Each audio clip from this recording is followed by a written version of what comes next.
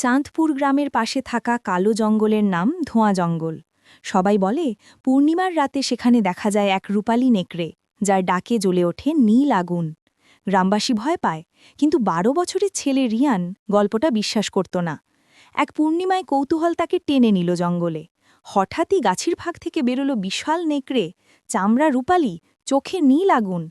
রিয়ান ভয় পেলেও পালালো না।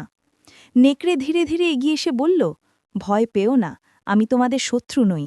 রিয়ান হতবাক, নেকড়ে কথা বলে? নেকড়ে জানালো, এক জাদুকরের অভিশাপে এসে মানুষ থেকে নেকড়ে হয়েছে, কিন্তু কোনো সাহসী মানুষের সৎ হেরায় দেখলেই জাদু দুর্বল হয়ে যায়। রিয়ানের সাহস তার অভিশাপ ভেঙে দিল। আলো ঝলকে নেকড়ে রূপ নিল মানুষে।